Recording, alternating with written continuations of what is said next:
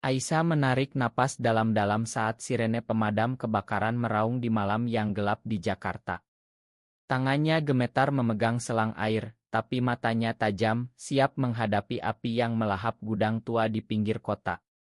Tiba-tiba, seorang wanita muncul dari kegelapan, memotret dengan kamera di tangan, mendekati api tanpa rasa takut. Itu Nadia, jurnalis yang terkenal nekat.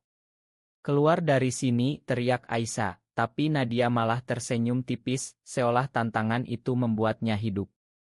Saat api meledak lebih besar, Aisyah berlari menarik Nadia menjauh, tapi ledakan itu membuat mereka terjatuh bersama, napas saling bercampur dalam kekacauan. Aisyah bangun di rumah sakit pagi berikutnya, dengan luka bakar ringan di lengan. Nadia duduk di samping tempat tidurnya, memegang secangkir kopi hitam. "Kau selamatkan aku kemarin," kata Nadia dengan suara lembut, mata coklatnya penuh rasa syukur. Aisyah, yang baru saja lulus dari pelatihan pemadam kebakaran, merasa jantungnya berdegup kencang bukan karena adrenalin kebakaran, tapi karena tapan Nadia itu. Mereka mulai berbicara. Nadia menceritakan bagaimana ia selalu mengejar berita berbahaya untuk membuktikan diri di dunia jurnalisme yang didominasi pria. Aisyah, dari keluarga konservatif di Bandung, jarang bicara tentang dirinya, tapi ada sesuatu di Nadia yang membuatnya ingin membuka hati. Hari-hari berikutnya, Aisyah kembali bertugas. Sebagai pemadam kebakaran pemula, ia sering diuji oleh rekan-rekannya yang lebih senior. "Kau cewek, jangan sok kuat," ejek salah satu seniornya, membuat Aisyah semakin bertekad. Tapi pikirannya sering melayang ke Nadia. Mereka bertemu lagi di sebuah kai kecil di Tamrin. Nadia mengundangnya untuk wawancara tentang kehidupan pemadam kebakaran wanita. Percakapan itu mengalir seperti air, dari cerita lucu hingga rahasia pribadi. Nadia mengaku pernah dikhianati oleh rekan kerjanya karena ambisinya, membuatnya kesepian. Aisyah, tanpa sadar, merasa ingin melindunginya. Namun, konflik mulai muncul. Ibu Aisyah menelepon dari Bandung, mendesaknya pulang untuk bertemu calon suami yang telah diaturkan. "Kau sudah 25 tahun, Aisyah. Saatnya menikah, jangan terus-terusan main api," kata ibunya tegas. Aisyah merasa tertekan, tahu bahwa keluarganya takkan pernah menerima jika ia menyukai wanita. Di sisi lain, Nadia juga punya beban. Sebagai jurnalis di media besar, ia sering mendapat ancaman karena liputannya yang kontroversial, termasuk isu hak asasi manusia. Suatu malam, setelah shift malam Aisyah, mereka bertemu di taman kota. Nadia menyentuh tangan Aisyah pelan, dan detik itu, Aisyah merasakan getaran yang tak bisa dijelaskan, cinta yang terlarang di mata masyarakat. Aisyah mulai mempertanyakan dirinya. Mengapa hatinya berdegup untuk Nadia? Di Indonesia, di mana norma agama dan budaya begitu kuat, hubungan seperti ini dianggap dosa. Ia ingat cerita temannya yang diusir keluarga karena orientasi seksualnya. Tapi Nadia membuatnya merasa hidup.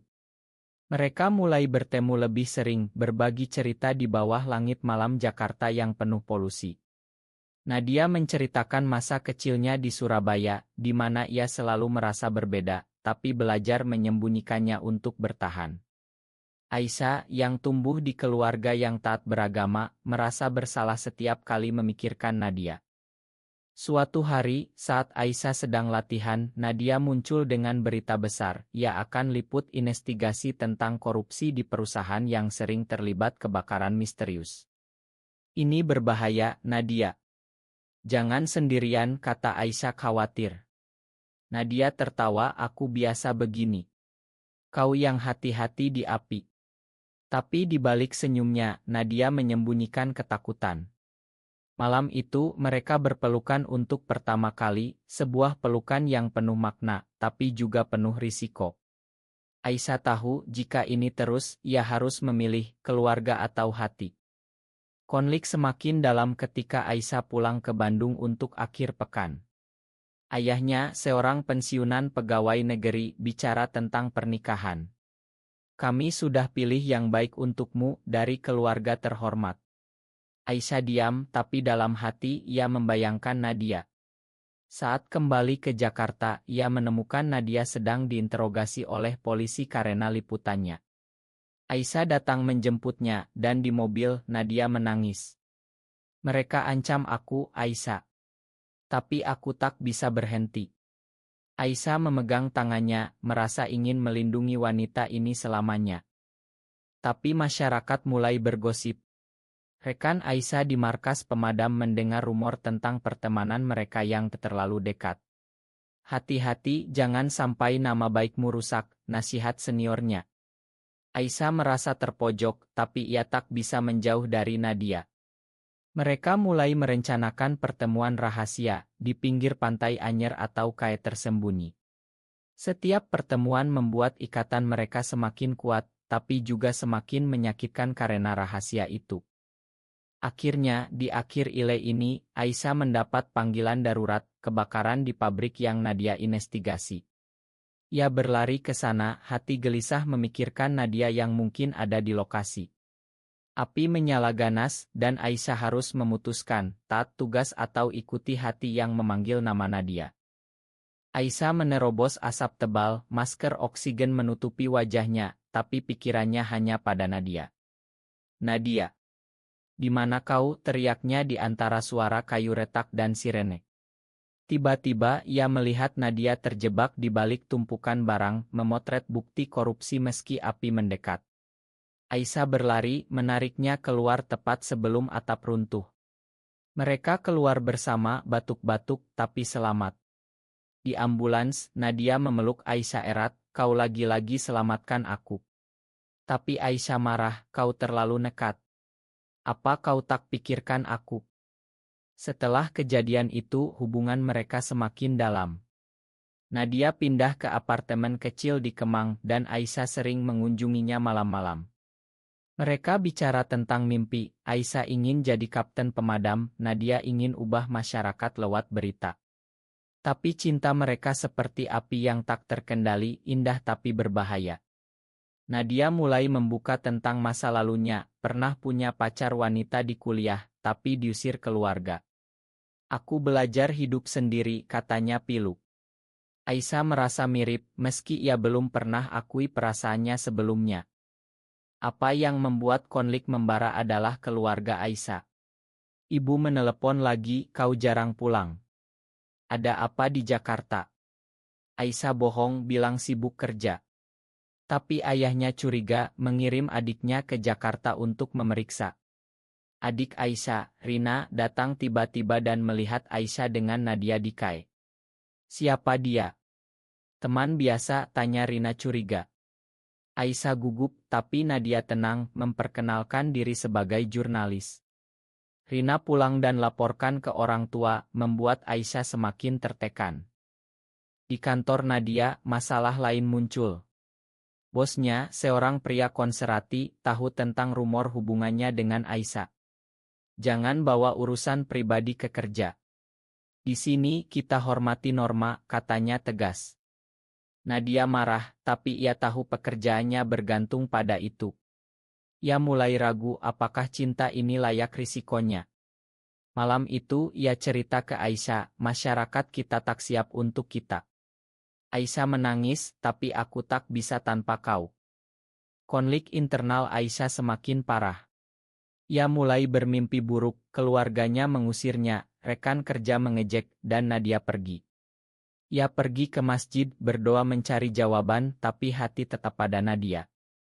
Sementara Nadia, untuk melindungi Aisyah, mulai menjauh. "Mungkin kita harus berhenti," katanya suatu hari. Aisyah terluka, "Kau pengecut." Mereka bertengkar hebat, Nadia pergi meninggalkan Aisyah sendirian di apartemen. Tapi tak lama, Nadia kembali. Ia dapat ancaman dari koruptor yang ia liput dan Aisyah yang pertama ia hubungi. Mereka berdamai, tapi dengan harga, Aisyah bohong ke keluarga lagi. Ayahnya datang ke Jakarta, memaksa Aisyah bertemu calon suami, seorang dokter muda. "Ini untuk kebaikanmu," kata ayah. Aisyah bertemu pria itu, tapi hatinya hampa. Setelah itu, ia lari ke Nadia, menangis di pelukannya. Masyarakat mulai bereaksi. Di media sosial, ada gosip tentang ngejurnalis lesbi setelah Nadia liput isu. Nadia dihujat online membuatnya depresi. Aisyah ingin bantu, tapi ia takut identitasnya terungkap. Suatu hari, rekan Aisyah konfrontasi, benar kau dekat dengan dia. Jangan bikin malu tim. Aisyah diam, tapi dalam hati ia memilih Nadia. Caotro mendekat ketika Nadia dapat bukti besar korupsi, tapi itu berarti bahaya nyata. Ia ajak Aisyah lari ke Bali untuk libur singkat mencari kedamaian. Di sana, di Pantai Kuta, mereka akui cinta sepenuhnya. Aku cinta kau, Aisyah, kata Nadia. Aisyah balas, selamanya. Tapi saat kembali, realita menampar, ayah Aisyah tahu segalanya dari Rina. Ayah marah besar, datang ke apartemen Nadia. Kau rusak anakku, teriaknya ke Nadia. Aisyah berdiri di antara mereka, ini pilihanku, ayah. Ayah pergi dengan hati hancur, mengancam putus hubungan. Aisyah terluka dalam, tapi ia pilih Nadia dengan harga kehilangan keluarga. Di akhir ile ini, Nadia dapat panggilan, pabrik korup itu akan dibakar lagi untuk hilangkan bukti. Ia nekat pergi dan Aisyah ikut, tahu ini bisa jadi akhir. Asap hitam mengepul tinggi saat Aisyah dan Nadia tiba di pabrik. Jangan masuk, Nadia, kata Aisyah, tapi Nadia sudah berlari dengan kamera. Aisyah mengikuti, memanggil tim pemadam. Di dalam mereka temukan bukti dokumen korupsi. Tapi penjahat muncul, mengancam Nadia. Aisyah bertarung melindungi Nadia, tapi ia terluka. Mereka lolos, tapi Aisyah dirawat di rumah sakit lagi. Kejadian itu membuat Nadia sadar betapa besar pengorbanan Aisyah. Aku tak pantas buat kau kehilangan segalanya, kata Nadia pilu. Aisyah balas, kau adalah segalanya. Tapi masyarakat semakin keras. Berita tentang mereka menyebar, pemadam wanita dan jurnalis dalam hubungan terlarang. Keluarga Nadia yang jauh di Surabaya, hubungi ia, kembalilah, tinggalkan gila itu. Nadia ragu, tapi ia pilih bertahan. Konflik moral muncul. Aisyah mulai pertanyakan, apakah cinta ini benar? Di Indonesia, di mana undang-undang tak lindungi mereka rentan. Rekan Nadia khianati ia, bocorkan rahasia untuk promosi. Nadia dipecat, membuatnya hancur. Semua karena aku, kata Aisyah menyesal. Nadia marah, bukan kau, tapi dunia ini. Aisyah coba rekonsiliasi dengan keluarga. Ia pulang ke Bandung bicara dengan ibu. Aku cinta wanita, Bu. Ibu menangis, itu dosa, Aisyah. Pikirkan akhirat. Aisyah pergi dengan hati berat, tahu ia mungkin kehilangan mereka selamanya.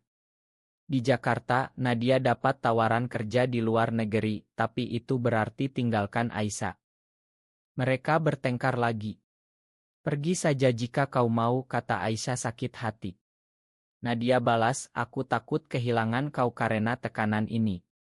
Mereka berdamai, tapi dengan luka baru. Aisyah promosi jadi pemimpin tim kecil, tapi rekan-rekannya jauhi ia karena rumor. Kau bikin tim malu, kata satu. Aisyah bertahan, tapi kesepian. Suatu hari, Nadia liput demonstrasi hak di Monas. Ia ajak Aisyah, tapi Aisyah takut. Aku tak siap terbuka. Nadia pergi sendirian dan diserang oleh kelompok konservatif. Aisyah dengar berita, berlari ke sana, melindungi Nadia dari kerumunan. Mereka lolos, tapi Nadia terluka. Di rumah sakit, Nadia bilang, lihat, ini harga yang kita bayar. Aisyah mulai aktif, ia gabung komunitas rahasia, mencari dukungan. Tapi itu berisiko. Ayahnya hubungi lagi, kembalilah, kami makan jika kau berubah. Aisyah tolak, aku tak bisa ubah siapa aku. Itu putuskan hubungan Deniti. Nadia dapat ancaman mati. Ia sembunyi di apartemen Aisyah. Mereka rencanakan masa depan, mungkin pindah ke kota lain. Tapi realita keras, tanpa dukungan, mereka kesulitan finansial. Nadia jual cerita, Aisyah kerja ekstra. Chaotro naik ketika mantan rekan Nadia khianati lagi, bocorkan lokasi mereka. Penjahat korup datang, tapi Aisyah lawan sebagai pemadam terlatih. Mereka selamat, tapi Nadia trauma. Mungkin kita harus pisah untuk selamat, kata Nadia. Aisyah tolak, kita hadapi bersama. Di akhir ile, mereka dapat berita undang-undang anti-LGB diajukan di DPR. Itu ancam masa depan mereka. Dengan undang-undang baru mengancam, Aisyah dan Nadia semakin tegang. Kita harus pergi dari Indonesia, kata Nadia. Aisyah ragu, ini tanah airku. Mereka debat panjang, Nadia ingin ke Australia, Aisyah ingin bertahan dan lawan. Konflik ini uji cinta mereka, apakah layak bertahan di tempat yang benci mereka? Keluarga Aisyah coba intervensi. Rina datang, ayah sakit karena kau. Aisyah pergi ke Bandung, lihat ayah lemah di tempat tidur. Makan aku, ayah, kata Aisyah. Ayah balas, ubah hidupmu. Aisyah pergi dengan hati hancur, tahu ia pilih Nadia tapi bayar dengan kesehatan ayah. Di Jakarta, Nadia liput isu LGB tapi dihujat lebih parah. Ia depresi, minum obat tidur. Aisyah khawatir, jangan tinggalkan aku. Nadia bangkit, untuk kau aku kuat. Mereka gabung aksi rahasia, bertemu orang sejenis, dapat dukungan. Tapi pengkhianatan datang dari dalam. Seorang teman komunitas bocorkan identitas Aisyah ke media. Berita meledak, pemadam kebakaran lesbian terlibat skandal. Aisyah dipecat sementara, investigasi. Ya hancur, semua hilang karena cinta ini. Nadia salahkan diri, aku yang bawa kau ke sini. Mereka hampir pisah, tapi Aisyah pegang Nadia, kita lawan. Mereka cari pengacara, tapi mahal. Nadia jual aset, Aisyah pinjam uang. Chaotro puncak, kebakaran besar di pusat kota, Nadia tahu itu sabotase. Ia pergi liput, Aisyah ikut meski dipecat. Di sana, mereka hadapi api dan penjahat. Aisyah selamatkan Nadia lagi, tapi terjebak. Nadia korbankan diri, tarik Aisyah keluar, tapi ia terluka parah. Di rumah sakit, Nadia koma. Aisyah menunggu berdoa. Keluarga Aisyah datang, ibu peluk ia, kami salah. Ayah minta maaf, cinta adalah cinta. Tapi terlambat. Nadia bangun, lemah tapi tersenyum. Mereka putuskan bertahan di Indonesia, lawan sistem. Tapi dengan harga, Nadia cacat ringan, Aisyah kehilangan karir sementara. Di akhir ile, mereka hadapi sidang, Aisyah tuntut balik pemecatan, Nadia publikasikan cerita mereka. Sidang berlangsung tegang di pengadilan Jakarta. Aisyah berdiri, cerita pengalaman diskriminasi. Nadia dukung dari bangku penonton, meski lemah. Pengacara lawan serang, hubungan ini melanggar norma. Tapi saksi dari komunitas bantu, dan hakim putuskan Aisyah menang kembali kerja, meski dengan catatan. Kemenangan itu pahit. Masyarakat masih hujat, keluarga Aisyah perlahan terima, tapi hubungan renggang. Nadia tulis buku tentang perjuangan mereka, jadi bestseller, tapi ancaman tetap. Mereka pindah ke Yogyakarta, cari kedamaian. Di sana, mereka bangun hidup baru, Aisyah ajar pemadam sukarela, Nadia tulis relance. Cinta mereka tumbuh, tapi luka masa lalu tetap. Suatu hari, Aisyah dapat tawaran promosi di Jakarta, tapi itu berarti kembali ke tekanan. Nadia bilang, pilih yang terbaik untukmu. Aisyah tolak, kau yang terbaik. Mereka putuskan tetap bersama, hadapi apapun. Tapi odd or towed, dalam masyarakat yang penuh prasangka, mereka sering pertanyakan pilihan. Nadia pernah bilang, apa kita salah? Aisyah jawab, cinta tak pernah salah, tapi dunia ini. Kisah mereka menginspirasi banyak, tapi juga kontroversi. Beberapa bilang mereka pemberani, yang lain bilang egois. Akhirnya, mereka hidup tenang, tapi selalu waspada. Apakah pengorbanan untuk cinta terlarang seperti ini benar-benar layak, atau hanya membawa lebih banyak penderitaan daripada kebahagiaan?